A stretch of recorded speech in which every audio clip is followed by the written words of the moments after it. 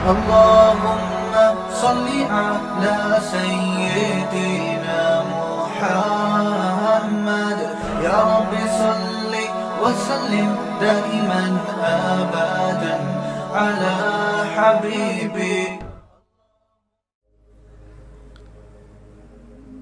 آج ہمارے ساتھ بڑا مسئلہ یہ ہے کہ ہم نے دولت کو، شہرت کو، عزت کو، پیسے کو، دنیا کی ہر چیز سمجھ لیا ہے. آپ میں سے بھی اکثر لوگ کامیاب کس کو سمجھتے ہیں؟ جس کے پاس کیا ہے؟ روکھڑا، پیسہ زیادہ ہے، اسی کو کامیاب سمجھتے ہیں نا. تو بھائی یہ قبرستانوں میں جا کے دیکھ لو، تھوڑی 10 15 20 سال کے بعد مجھے یہ بتاؤ، یہاں جتنے لوگ بیٹھے ہوئے ہیں یا جو بچیاں بیان سن رہی ہیں، جتنے لوگ یہاں بیٹھے ہوئے ہیں، 100 سال کے بعد کوئی ہم بیٹھے ہوئے ہوں گے یہاں پہ؟ کوئی ایک ہم میں سے یہ دعویٰ کر سکتا ہے کہ میں 100 سال کے بعد بیٹھا ہوا ہوں گا؟ میرا یہ خیال ہے ہم بیٹھے ہوئے نہیں ہوں گے بلکہ لیٹے ہوئے ہوں گے. سمجھ میں آ رہی ہے بات؟ ہم بیٹھے ہوئے نہیں ہوں گے بلکہ ہم کہاں ہوں گے؟ لیٹے ہوئے ہوں گے. اور لیٹے ہوئے بھی بستر پہ نہیں، مٹی کے نیچے لیٹے ہوئے ہوں گے. تو کہاں گئی وہ دولت؟ کہاں گئی وہ عزت؟ کہاں گئی وہ شہرت؟ اس ترقی کے بعد بھی آپ نے جانا کہاں ہے؟ مٹی کے نیچے. آج ایک خاتون نے مجھ سے مسئلہ پوچھا، میں نے بھی ریکارڈ بھی کروایا ہے، کہ معذور بچہ ہے عورت کے پیٹ میں. ڈاکٹروں نے کہا بچہ کیا ہے؟ معذور ہے. پیدا ہوگا، زندگی بھر معذوری میں گزارے گا، کسی کام کا نہیں ہوگا، ساری زندگی اس کی آپ کو خدمت کرنی پڑے گی. اب خاتون نے کہا بھائی ایسا بچہ ہم ضائع کرا سکتے ہیں جو بیچارہ آپ خود بوجھ بنے گا معاشرے پر؟ تو مسئلہ کیا ہے بھائی؟ جب 4 مہینے کا حمل ٹھہر جائے، بچے میں جان پڑ گئی ہے، روح پڑ گئی ہے، اگر بتاؤ ایک بچہ معذور پیدا ہوا تو کیا آپ اس کو قتل کر سکتے ہو کہ معذور ہے؟ بولو بھائی کیا ہو گیا؟ بھائی نابینا ہے، کسی کام کا نہیں ہے. آج تو کتنے سارے بچے کسی کام کے نہیں ہوتے، ماں باپ کہہ رہے ہوتے نا تو پیدا کیوں ہوا؟ کسی کام کا نہیں ہے. تو کیا مطلب کسی کام کا نہیں ہے تو مار دیں اس کو؟ انگریزوں میں نا ہمارے ایک رشتے دار گئے امریکہ، انہوں نے کہا ایک ڈاکٹر ہے، اس کا نام ہے ڈاکٹر ڈیتھ. اس کا نام کیا ہے؟ موت کا ڈاکٹر. اس کا کام ہے بندے مارنا. حالانکہ ڈاکٹروں کا کام ویسے کیا ہوتا ہے؟ بچانا. لیکن اس ڈاکٹر کا کام کیا ہے؟ بندے مارنا. کیوں مارنا بھائی؟ جو بھی ایسا مریض ہوتا ہے نا جس کو کینسر ہے، ڈاکٹروں نے جواب دے دیا بھائی تو 6 مہینے میں ویسے ہی مر جائے گا، اور وہ تکلیف میں ہے، اذیت میں ہے، کوئی معذور ہے، زندگی سے بیزار آ گیا ہے، کوئی اب زندگی کا فائدہ نہیں ہے، تو وہ پیشنٹ اس ڈاکٹر سے کہتا ہے بھائی تو مجھے ایسا سلا انجیکشن لگا کہ پولیس بھی مجھے نہ اٹھا سکے، میں ایسا سوؤں. سمجھ رہے ہو بھائی؟ پولیس ہر ایک کو اٹھا لیتی ہے کہ نہیں اٹھا لیتی؟ میرے سے جب کوئی پولیس والا ملنے آتا ہے نا، کوئی پولیس کا آفیسر مفتی صاحب سے ملنا ہے تو میں فوراً ہاں کر دیتا ہوں. ایک دن ایک صاحب نے پوچھا پولیس کا کوئی آفیسر بولتا ہے کہ ملنے آ رہا ہوں، آپ فوراً ہاں. میں نے کہا بھائی تمیز سے مل لیتے ہیں عزت کے ساتھ، نہیں تو موبائل آئے گی اٹھا کے لے جائے گی. پولیس کو کون منع کر سکتا ہے بھائی؟ تو عزت اسی میں ہے کہ جی سر تشریف لائیے، چائے پیئیں، اور عزت کے ساتھ مل لینا انسان تو زیادہ اچھا ہے میرا خیال. تو پولیس سوتے ہوئے کو اٹھا سکتی ہے کہ نہیں اٹھا سکتی؟ جو بھی سو رہا ہے نہ اٹھے نا، پولیس کو بلائیں فوراً اٹھ جائے گا. لیکن ایک نیند ایسی ہے کہ جب ہم سوتے ہیں جس کو موت کہا جاتا ہے، وہ ایسی نیند ہے کہ پولیس بھی اس کو نہیں اٹھا سکتی. ایک دن میرے بھائی ہم سب ایسا سوئیں گے کہ آپ کے ابا پولیس بھی بلائیں گے نا کہ اس کو آ کے اٹھا، پولیس بھی اس کو نہیں اٹھا سکے گی. تو وہ ڈاکٹر ڈیتھ کیا کرتا ہے کہ جو لوگ ٹینشن میں ہیں، جن کی زندگی کا کوئی فائدہ نہیں ہے، ڈاکٹر صاحب آتے ہیں، ایک ٹیکہ لگاتے ہیں، اس کو بے ہوش کر دیتے ہیں، اس کے بعد ایک دوسرا ٹیکہ لگاتے ہیں، وہ اس کو موت کے منہ میں لے جاتا ہے. اس کے بعد دنیا کی کوئی طاقت اس کو نہیں اٹھا سکتی. کافر لوگ یہ کام کرتے ہیں، کیا اسلام میں جائز ہے یہ؟ بولو جلدی سے شاباش. کیوں جائز نہیں بھائی؟ جب اس کی زندگی کا کوئی فائدہ ہی نہیں ہے. سوال پیدا ہوتا ہے نا، ارے بھائی وہ تکلیف میں ہے، ٹینشن میں ہے، مصیبت میں ہے، نہ وہ کما سکتا ہے، نہ خود وہ واش روم جا سکتا ہے، پیمپر لگے ہوئے ہیں اس کے، نہ کروٹ بدل سکتا ہے، ایک ٹینشن. تو انگریز کہتا ہے، کافر کہتا ہے بھائی اس کی زندگی سے اب اس کو فائدہ ہی نہیں ہو رہا ہے، یہ لذت ہی حاصل نہیں ہو رہی، عذاب میں ہے، تکلیف میں، پین کلر لگا لگا کے اس کو کب تک چلائیں گے، تم مار دو اس کو، کیا فائدہ اس کی زندگی کا؟ بظاہر بڑی مضبوط دلیل ہے یا نہیں ہے؟ کوئی جواب ہے آپ کے پاس اس دلیل کا؟ کوئی جواب نہیں. بھائی زندگی کا فائدہ ہی نہیں ہے تو کیا کرنا ہے؟ ہمارے پاس جواب ہے. اسلام کہتا ہے کہ بھائی ہمیں اللہ نے اس زندگی میں پیدا کیا اس زندگی کے لیے نہیں بلکہ آگے کی زندگی کے لیے. یہاں کے لیے ہم پیدا ہی نہیں ہوئے ہیں. تو اگر کوئی بیمار ہے، تکلیف میں ہے، اس کو اجازت نہیں ہے کہ ڈاکٹر کو بولے میرا ٹیکا لگا کے مجھے سلا دو. نا نا نا نا نا، اس کی آزمائش ہے، صبر کرے اس پہ، کیونکہ جتنا صبر کرے گا آخرت میں میزان کے ترازو میں، اعمال نامے میں اس کی نیکیوں کا پلڑا بھرتا رہے گا. اب یہ بات کافر کی کھوپڑی میں نہیں آتی کیونکہ وہ آخرت کو نہیں مانتا. تبھی ہمارے مذہب میں خودکشی حرام ہے. آپ کتنی بھی تکلیف میں ہو بھائی اس پہ صبر کرو. یہ ایگزامینیشن ہال ہے، یہ امتحان گاہ ہے. کسی کو اللہ خوشیاں دے کے آزماتا ہے، کسی کو اللہ ٹینشنیں دے کے آزماتا ہے. آپ کیا سمجھ رہے ہو جو خوشیوں میں اور بڑی لینڈ کروزر میں اور بڑے ٹھاٹھے مارتی ہوئی گاڑیوں میں اور بڑے مزے کی زندگی میں ہے، کیا وہ کامیاب ہے؟ کیا اگر وہ کامیاب ہے تو دنیا کا سب سے کامیاب ترین آدمی پھر قارون تھا، جس کا قرآن نے بہت برے الفاظ میں ذکر کیا ہے، متکبر تھا. اگر دولت کامیابی ہے، خوشیاں کامیابی ہیں، تو فرعون کامیاب تھا.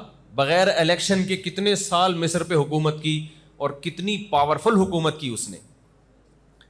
اور اگر میرے بھائی پیسہ کامیابی ہے تو قارون سے زیادہ کامیاب اس دنیا میں کوئی بھی نہیں گزرا. قارون کے بارے میں اللہ میاں فرماتے ہیں کہ لَتَنُوءُ بِالْعُصْبَةِ أُولِي الْقُوَّةِ، اس کے خزانوں کی چابیاں جانور لے کے چلا کرتے تھے. خزانے نہیں، خزانوں کی چابیاں، اتنے خزانے تھے اس کے پاس. تو اگر کوئی تکلیف میں ہے، اذیت میں ہے، ٹینشنوں میں ہے، تو اب یہ نہیں کہہ سکتے اس کا زندہ رہنے کا کیا فائدہ. اس کا زندہ رہنے کا بہت فائدہ ہے. یہ جتنا صبر کرے گا آخرت میں اس کی نیکیاں بڑھتی رہیں گی. صبر کرے. ایوب علیہ السلام ساری زندگی بیماریوں میں گزری، ٹینشنوں میں گزری، پریشانیوں میں گزری، لیکن صبر کیا. ایک ناشکری کا جملہ زبان سے نہیں نکالا. اللہ نے کیا تعریف کی ایوب علیہ السلام کی، نعم العبد، کیا بہترین بندہ، انا وجدناہ صابرا. اللہ کہتے ہیں ہم نے اس کو صبر کرنے والا پایا. یہی بات ایوب علیہ السلام کی فضیلت اور کمال کا ذریعہ بن گئی. تو میں آپ کو یہ سمجھانا چاہ رہا ہوں کہ ہماری سوچ میں اور کافر کی سوچ میں 180 ڈگری کا فرق ہونا چاہیے.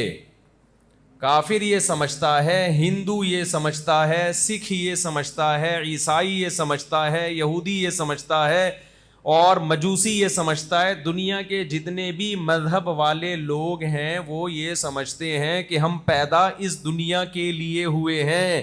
یہاں کی خوشی حقیقی خوشی، یہاں کا غم حقیقی غم. جبکہ اللہ نے قرآن میں کیا کہا، محمد صلی اللہ علیہ وسلم نے کیا کہا، ہم یہاں کے لیے پیدا نہیں ہوئے. اگر ہم یہاں کے لیے پیدا ہوئے ہوتے تو 100 سال کے بعد ہم سب لیٹتے کیوں؟ کیا خیال ہے بھائی؟ 100 سال کے بعد ہم سب کیا ہوں گے؟ دوبارہ یہ مضمون تازہ کر لو. کیا ہوں گے ہم سب؟ ہاں، لیٹے ہوئے ہوں گے اور پولیس سے بھی نہیں اٹھیں گے. یہ بھی یاد کر لو. اور 100 سال تو میں نے احتیاطاً کہہ دیا، ورنہ اگلے سال اس تاریخ کو ہو سکتا ہے اس مجمع میں سے 20-30 آدمی مارکیٹ سے کیا ہو چکے ہوں؟ شارٹ ہو چکے ہوں. اگلے سال میں 20-30 اور شارٹ ہو چکے ہوں گے. اس سے اگلے 10 سال، 1 سال میں اور شارٹ ہو چکے ہوں گے. تو 8-10 سال میں بہت سا بندہ اس مجمع میں جو ابھی بیٹھا ہوا ہے نا، 8-10 سال میں مارکیٹ سے شارٹ. 20 30 40 سال میں میرا خیال ہے کوئی بھی نہیں بچے، چھوٹے چھوٹے بچے شاید بچے ہوئے ہوں، باقی جتنے لوگ یہاں بیٹھے ہوئے ہیں نا عاقل بالغ جن کی شادیوں کی عمریں ہو چکی ہیں، وہ سارے مارکیٹ سے کیا ہوں گے؟ شارٹ ہوں گے۔ تو اتنی سی تھوڑی سی زندگی ہے یار، 2 ٹکے کی اوقات ہے زندگی کی، بولو نا کیا ہو گیا؟ 2 ٹکے کی اوقات نہیں رہی یار، اس پہ اتنا فخر کرنا، میں گاڑی، میری صحت، اور میں اتنا مالدار، اور میری اتنی شہرت، اور میں اتنا کامیاب، فضول باتیں ہیں بھائی، یہ تھوڑے دن کی زندگی ہے۔ تو اس لیے پہلی بات تو یہ کہ آپ اپنا یہ عقیدہ درست کرو کہ ہم دیکھو اس دنیا میں جب ہم مسافر خانے میں ہوتے ہیں نا، سفر کر رہے ہوتے ہیں، تو بھی ہم چاہتے یہی ہیں کہ ہمارا سفر اچھا گزرے۔ کیا خیال ہے بھائی؟ آپ کو اگر جہاز کا ٹکٹ مل رہا ہے تو آپ ٹرین میں جانا پسند، بولو کیا ہو گیا بھائی؟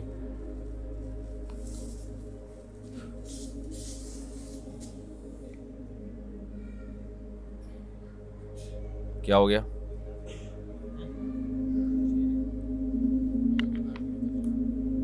اچھا، میں نے کہا کہیں مارکیٹ سے نہ شارٹ ہو گئی ہو یار، کراچی ہے نا، کچھ بھی شارٹ ہو سکتا ہے۔ تو آپ جب ٹرین میں سفر کر رہے ہوتے ہو، خواہش یہی ہوتی ہے نا کہ اچھی سیٹ ملے۔ جہاز کا ٹکٹ مل رہا ہے تو ٹرین میں نہیں جاؤ گے، ٹرین کا مل رہا ہے تو بس میں نہیں جاؤ گے، بس کا مل رہا ہے تو پیدل نہیں جاؤ گے۔ کوشش تو یہ ہوتی ہے اچھے سے اچھا سفر ہو جائے انسان کا، لیکن اس کو انسان مقصود نہیں بناتا۔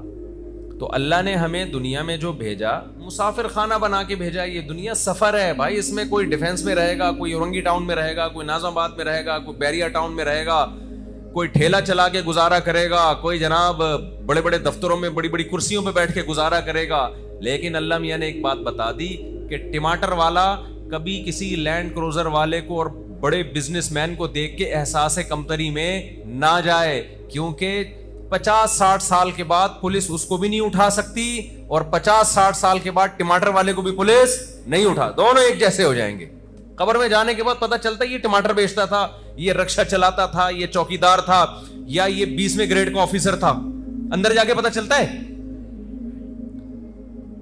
بہت پرانی بات ہے، میں ایک دفعہ کہیں گلشن میں، مجھے رینٹ پہ گھر چاہیے تھا گلشن اقبال میں، تو مجھے کسی نے کہا کہ یہاں کا اس وقت کوئی چھوٹا سا کوئی قبرستان بنایا ہوگا، بڑا وی آئی پی قسم کا قبرستان ہے، یہ بھی سہولت ہے۔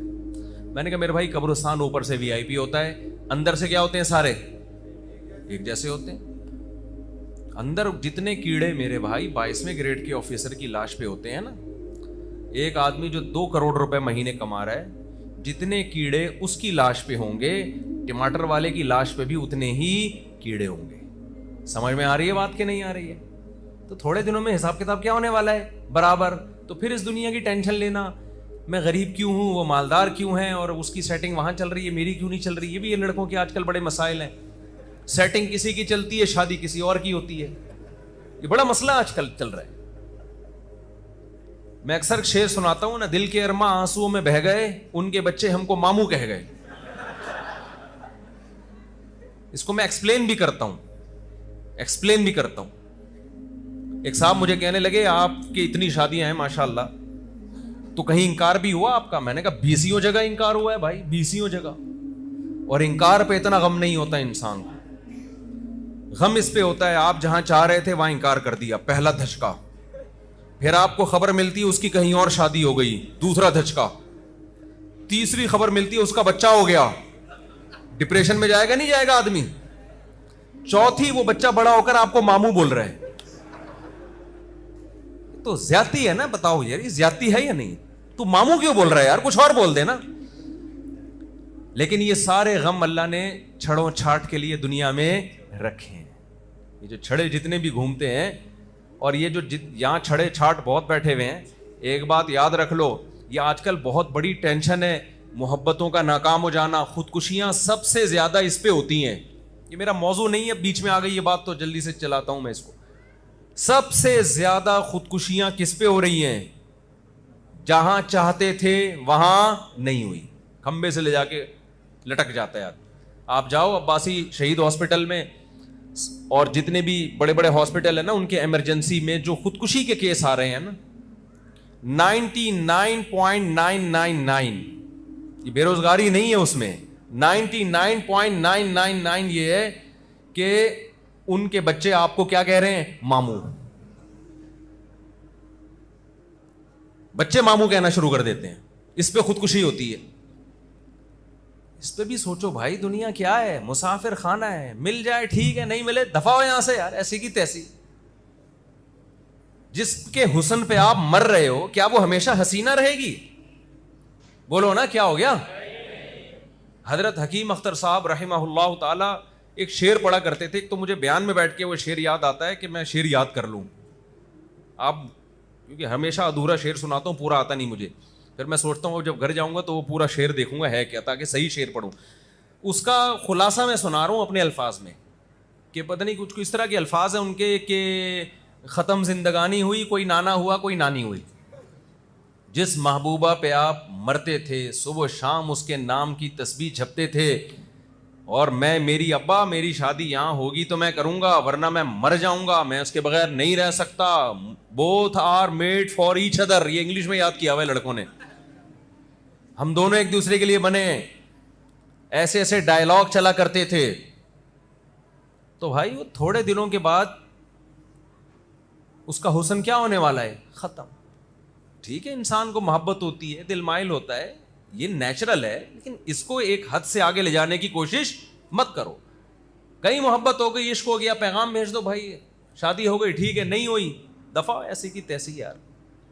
مسافر خانہ ہے, تھوڑے دنوں میں کہاں جائے گی وہ؟ قبر میں جائے گی. لیلا مجنو کے عشق کے معاشقے بڑے مشہور ہیں نا, کیا خیال ہے؟ اب دونوں کہاں پڑے ہوئے ہوں گے؟ کیڑے پڑے ہوئے ہوں گے. اب مجنو کو لے جاؤ, بولو لیلا کی قبر دیکھ, اندر کھول کے دیکھ, اتنی سڑاند آ رہی ہوگی نا اس میں, کہے گا بھائی میری کسی سے بھی شادی کرا دو, لیلا پہ میں کبھی عاشق نہیں بنوں گا.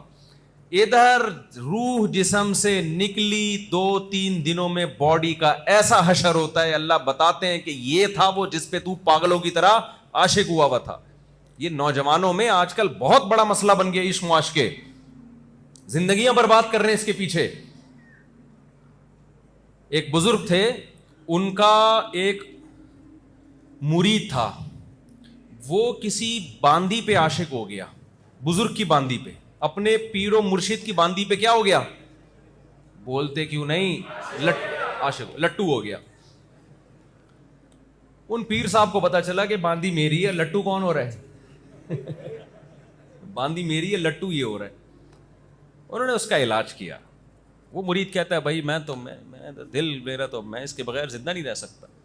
ان بزرگ نے اپنی باندی کو کھلایا جمال گوٹا, سمجھ رہے ہو کیا کھلایا؟ اور جو اس کا جلاب تھا نا, جب باندی کو موشن لگے, وہ ایک بالٹی میں جمع کرنا شروع کر دی. انہوں نے کہا ایک دفعہ گند میں ہاتھ ڈالنا پڑے گا, لیکن یہ انسان کا بچہ بن جائے گا. وہ سارا جو گند تھا نا, وہ بالٹی میں جمع کرنا شروع کر دیا. تھوڑے دنوں میں بالٹی گند سے بھر گئی, اور باندی کی بیچاری کا سارا حسن و جمال کی ایسی کی تیسی ہو, وہ سوکھ کے نا ہڈیوں کا ڈھانچہ, دیکھنے کو دل نہ کرے. تو پھر مرید کو وہ کے سامنے وہ باندی لے کر آئے کہ تو اس پہ عاشق ہے. اس نے کہا توبہ توبہ استغفر اللہ بھائی, یہ میں نہیں اس سے شادی کروں گا, نا نا نا نا. انہوں نے کیا کیا, وہ سارا گند جو تھا نا پخانے سے بھرا ہوا, وہ بالٹی لا کے اس مرید کے سامنے رکھی. بولا جب یہ اس کے اندر تھا یہ سب کچھ, تو اس پہ عاشق تھا. جب اس کے اندر سے یہ نکل گیا, تیرا عشق ختم. اس کا مطلب تو اس پہ عاشق تھا. کیا خیال ہے؟ یہ گند جب اس کے اندر تھا, حالانکہ گند نکلنے سے تو عشق بڑھنا چاہیے نا. اس نے کہا جب یہ گند اس کے اندر تھا تو اس پہ تو لٹو تھا, اس کے بغیر تو رہ نہیں سکتا تھا. یہ گند اس کے اندر سے نکلا ہے اور تیرا عشق کیا ہو گیا؟ ختم. اس کا مطلب تو لٹو کس پہ تھا؟ اس گند پہ تھا. تو مرید انسان کا بچہ تھا, اس کی کھوپڑی میں بات آ گئی کہ بھائی حلال کی طرف جاؤ, حرام کی طرف مت جاؤ. تو یہ خوب اچھی طرح سمجھ لو, ہم اس دنیا کے لیے پیدا نہیں ہوئے. دنیا کی ہر چیز کیا ہے؟ فنا ہونے والی. ابراہیم علیہ الصلاۃ والسلام نے, قرآن کہتا ہے جب ستارہ دیکھا تو ابراہیم علیہ السلام نے فرمایا ہاذا ربی, کیا یہ میرا رب ہے؟ فلما افلا, ستارے صبح کے وقت غائب ہو جاتے ہیں. جب غائب ہو گیا, قال لا احب الآفلین, فرمایا میں فنا ہونے والوں سے محبت نہیں کرتا. خدا وہ ہوتا ہے, محبوب ہوتا ہے جو ہمیشہ ساتھ رہے, یہ تو ہمیشہ ہے ہی نہیں میرے ساتھ. فلما رأى القمر بازغا قال هذا ربی, جب چاند کو چمکتا ہوا دیکھا نا, 14ویں چاند, 14ویں کے چاند کو. انہوں نے کہا یہ ہے میرا رب. فلما افلا, چاند بھی ہمیشہ نہیں رہتا, صبح کے وقت مارکیٹ سے شارٹ ہو جاتا ہے. جب چاند غائب ہوا آپ نے فرمایا کہ میں فنا ہونے والوں سے محبت نہیں کرتا. پھر جب سورج نکلا, فلما رأى القمر بازغا قال هذا ربي هذا اکبر. فلما افلت قال انی وجہت وجہی للذی فطر السماوات والارض حنیفا وما انا من المشرکین. جب سورج کو چمکتا ہوا دیکھا تو کہا کہ یہ میرا رب ہے. لیکن سورج بھی جب غروب ہو گیا تو کیا ابراہیم علیہ السلام نے فرمایا, اے اللہ میں اپنا چہرہ اس ذات کی طرف پھیرتا ہوں جس نے آسمانوں اور زمینوں کو بنایا اور وہ کبھی فنا ہونے والا نہیں ہے. تو بھائی جس کے پاس جانا ہے دل اس کو دیا جاتا ہے, جس کو چھوڑ کے جا رہے اس کو تھوڑی دل دیا جاتا ہے. آج تم جس محبوبہ پہ مر رہے ہو پاگلوں کی طرح, تمہاری ڈیتھ ہو جائے, مر جاؤ تم, وہ جائے گی قبر میں تمہارے ساتھ. اب بولتی بند ہو گئی کہ نہیں ہو گئی؟ وہ جائے گی تمہارے ساتھ قبر میں. ایک دن کے بعد تمہاری لاش سے جب بدبو کے بھبوکے اٹھیں گے نا, اس کو نکالو بھائی. بیوی نہیں جاتی, وہ کہاں سے جائے گی؟ اور وہ اگر مر گئی یا اس کو مری بھی نہیں, لکوا ہو گیا, جس پہ آج آپ مر رہے ہو نا صبح شام. آج عشق معاشقہ بہت ہو گیا لڑکوں میں, لکوا ہو جائے تھوڑا سا. ایک دفعہ ایک صاحب کا فون آیا نا, نوجوان کا, پرانا قصہ ہے, بعد میں بڑا غصہ ہوا مجھ سے, آپ نے میرا بیان کر دیا. میں نے کہا تیرا نام لے کے تھوڑی بتایا میں نے کہ کس کی بات ہو رہی ہے. مجھے کہنے لگا مفتی صاحب میں عاشق ہو گیا ہوں, میں پاگل ہو گیا ہوں, مجھے بہت محبت ہے, مجھے کسی طرح وہ لڑکی دلا دو. میں نے کہا بھائی اگر ہمارے بس میں ہوتا تو ان کے بچے ہم کو ماموں بولو. اگر ہمارے بس میں لڑکیاں دلانا ہوتا تو کسی کے بچے ہم کو ماموں بولتے نہیں بولتے نا. میں نے کہا ہمارے بس میں تھوڑی ہے, ٹرائی مارو بھائی, ابا کو پیغام بھیجو, ہو جائے ٹھیک ہے, نہیں ہے تو کہیں اور شادی کرو. کہہ رہے نہیں میں اس کے بغیر نہیں رہ سکتا, میں نہیں رہ سکتا. پھر آخر میں کہنے لگا مجھے اس سے پاکیزہ محبت ہے. جب یہ بات بولی نا پھر میرا میٹر گھوما کہ جھوٹ کیوں بول رہا ہے تو, ابھی تک تو بات تھی جو تیرے دل کی حالت تھی تو نے بتا دی, پاکیزہ محبت. میں نے کہا تجھے اپنی ماں سے کیوں ایسی محبت نہیں ہے بھائی, تجھے اپنے باپ سے کیوں نہیں ہے؟ اس نے فون نمبر بند کر دیا, بلاک کر دیا, تو ڈپریشن میں جا رہا ہے. تیری ماں اگر نمبر بند کر دے, تیری ماں بات چیت چھوڑ دے, ایسی ڈپریشن ہوتی ہے تجھے؟ جس نے ساری زندگی تجھے گود میں پالا, تیرے لیے سردی گرمی برداشت کی, تکلیف سے تجھے پیٹ میں رکھا, تکلیف سے جنا, ساری زندگی روٹیاں پکا پکا کے تجھے کھلاتی رہی ہے, وہ ناراض ہو جاتی ہے, یہ ڈپریشن ہوتی ہے تجھے؟ جس سے محبت ہونی چاہیے پاکیزہ, وہ ہے ٹھڑک تیرے پہ دماغ پہ چڑھی ہوئی ہے اور اس کو کیا بول رہا ہے پاکیزہ محبت. تو میں نے کہا اس کو اگر لکوا ہو جائے ابھی ہے بھائی, اب محبت ہوگی اس سے؟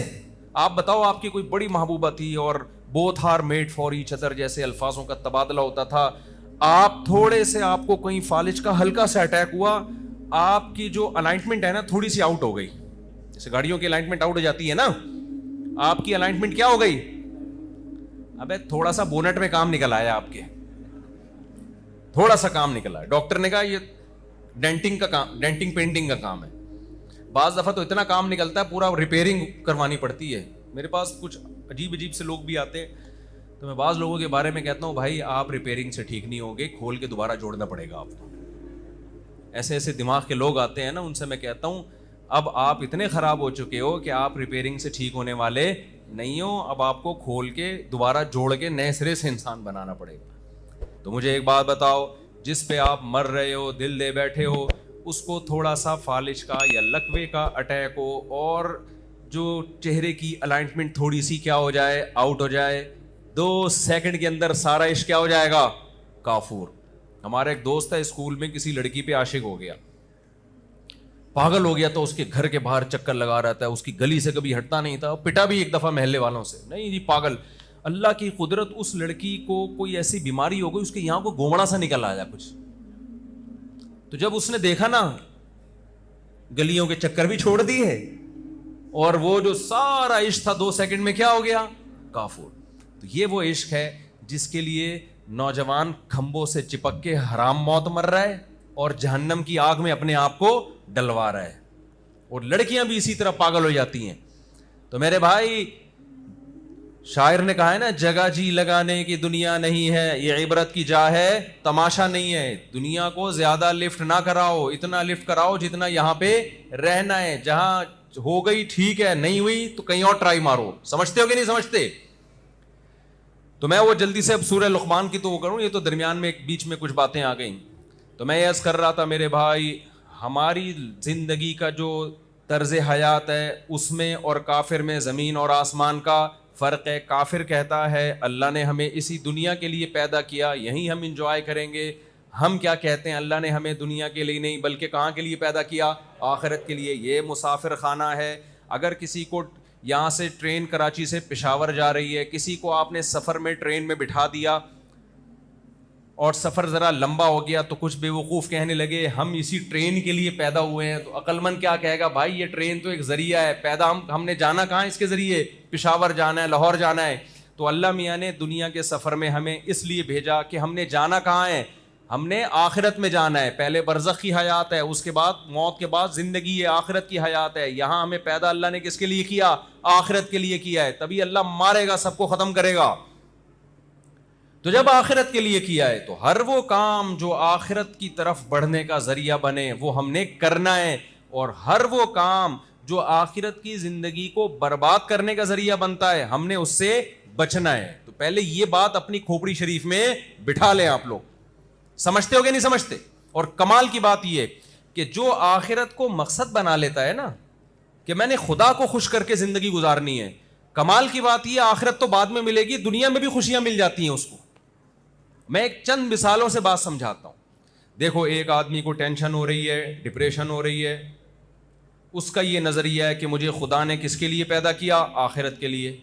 دنیا خوشیوں کی جگہ نہیں ہے، میں کیا کروں گا؟ اس پہ صبر کروں گا. نبی صلی اللہ علیہ وسلم نے فرمایا ایک کانٹا بھی چبھتا ہے تو اللہ گناہ معاف کرتے ہیں. نبی صلی اللہ علیہ وسلم نے فرمایا قیامت کے دن ایک شخص دیکھے گا کہ میں نے وہ نیکیاں کی نہیں ہیں لیکن اللہ نے میرا شمار تہجد گزاروں میں، روزے داروں میں، اتنے نیک لوگوں میں میرا شمار کیا، حالانکہ میں اتنا نیک تھا ہی نہیں. وہ اللہ سے کہے گا اللہ میں اتنا نیک تھا نہیں تو میرا شمار تو نے اتنے نیک لوگوں میں کیسے کر لیا؟ اللہ میاں کہیں گے تجھے فلاں موقع پہ ایک مصیبت آئی تھی، تو نے اللہ سے شکایت نہیں کی، تو نے صبر کیا. پھر تجھے فلاں موقع پہ مصیبت آئی، تو نے کیا کیا؟ صبر کیا. یہ سارے صبر میں نے نماز روزے کی جگہ تیرے اعمال نامے میں ان کا ثواب ڈالنا شروع کیا. تو یہ جتنی دنیا میں تجھے مصیبتیں آئی ہیں یہ ساری مصیبتوں کا اجر ہے جو میں تجھے دے رہا ہوں. تو وہ شخص کہے گا کاش میں نے زندگی میں کبھی کوئی خوشی نہ دیکھی ہوتی، ہمیشہ ٹینشنوں میں گزرا ہوتا، میں ہمیشہ میں پریشانیوں میں رہا ہوتا. اللہ ہم سب کو بچائے پریشانیوں سے. تو میں مثال دے رہا تھا، ایک آدمی جسے کوئی ٹینشن ہوئی، ڈپریشن میں گیا، ایک مصیبت آ گئی. جب اس کے سامنے آخرت ہے، ایوب علیہ السلام کا واقعہ سوچے گا، یعقوب علیہ السلام سے اللہ نے بیٹا چھین لیا، ساری زندگی صبر کیا کہ نہیں کیا؟ روتے روتے آنکھیں سفید ہو گئیں، بینائی چلی گئی، مگر زبان سے ناشکری کا ایک جملہ نہیں نکال رہے. اور کیا کہہ رہے ہیں؟ انی اعلم من اللہ ما لا تعلمون، اے میرے بچوں میں اللہ کے بارے میں وہ کچھ جانتا ہوں جو تم نہیں جانتے. کوئی حادثہ اتفاقی نہیں ہوتا، کوئی مصیبت اتفاقی نہیں ہوتی. خوشی بھی اللہ کی طرف سے، مصیبت بھی اللہ کی طرف سے. ہوا مولانا، صحابہ کو جب جنگ میں شکست ہوئی ہے، زخمی ہوئے، شہید ہوئے، معذور ہوئے، تو کیا صحابہ نے کہا؟ ہوا مولانا، ہمارا دوست کون ہے؟ اللہ ہے. لن یصیبنا الا ما کتب اللہ لنا. منافقین نا غزوہ احد میں بڑی خوشیاں منا رہے تھے. منافقین نے صحابہ سے کہا کہ تم لوگ مت جاؤ غزوہ احد میں لڑنے کے لیے، شکست ہوگی، ہم بہت تھوڑے ہیں، دشمن بہت طاقتور، مت جاؤ مت جاؤ. صحابہ چلے گئے، اللہ کا حکم تھا، اور شکست ہو گئی، کتنے سارے شہید ہو گئے، کتنے سارے زخمی ہو گئے. اب منافقین کو مذاق اڑانے کا موقع مل گیا. کہنے لگے ہم تو پہلے ہی کہہ رہے تھے لو نعلم قتالا لاتبعناکم، یہ جہاد تھوڑی ہے، تو خودکشی ہے. اتنے تھوڑے سے لوگ لڑ رہے ہیں، کس سے؟ اتنے زیادہ لوگوں سے. ہماری بات مان لیتے، اتنے لوگ شہید نہ ہوتے، اتنے زخمی نہ ہوتے. تو اور ان کو مذاق اڑانے کا موقع مل گیا. اللہ نے صحابہ کو کیا جملہ سکھایا کہ جب یہ منافقین مذاق اڑایا کریں تو ان سے یہ کہہ دیا کرو، ادھر توجہ رکھیں، ان سے یہ کہہ دیا کرو لن یصیبنا الا ما کتب اللہ لنا، کہ دیکھو ہمیں جو غم پہنچا ہے وہی پہنچا جو اللہ نے ہمارے مقدر میں لکھ دیا ہے. تو یہ مصیبت اللہ کی طرف سے ہے. ہوا مولانا. مصیبت جب دشمن کی طرف سے پہنچتی ہے تو بڑی خطرناک ہوتی ہے. دوست کی طرف سے پہنچتی ہے تو وہ خطرناک نہیں ہوتی, وہ محبت کی چٹکی ہوتی ہے. دیکھو ایک ٹیکا ڈاکٹر لگاتا ہے, چیخ نکلتی ہے کہ نہیں نکلتی؟ تکلیف اس میں بھی ہوتی ہے, پھر بھی لگوا رہا ہوتا ہے آدمی, تشریف پہ لگواتا ہے جا کے باقاعدہ ٹیکے. کہہ رہا ہوتا ہے ڈاکٹر صاحب پچھلے ہفتے یہ والی تشریف, اب یہ والی تشریف خالی, اب یہاں لگائیں. کہتا ہے کہ نہیں کرتا ہے کہ نہیں کرتا یہ, حالانکہ تکلیف ہوتی ہے, لیکن پتا ہے بھائی ڈاکٹر صاحب ہیں, یہ ٹیکا میری خیر خواہی میں لگ رہا ہے, یہ تکلیف میرے فائدے کے لیے, مجھے نقصان پہنچانے کے لیے نہیں ہے. تو مسلمان کا اللہ پہ ایمان ہے کہ ہوا مولانا. اللہ نے صحابہ کو کہا کہ آپ ان کو کہہ دو جب منافقین مذاق اڑایا کریں, بولو بھائی یہ تکلیف ہمیں اللہ کی طرف سے پہنچی ہے اور وہ ہمارا دوست ہے, وہ ہمارا دشمن نہیں ہے. اور تمہارے ساتھ کیا ہونے والا ہے, تم جو اتنی بغلیں بجا رہے ہو نا خوشیاں,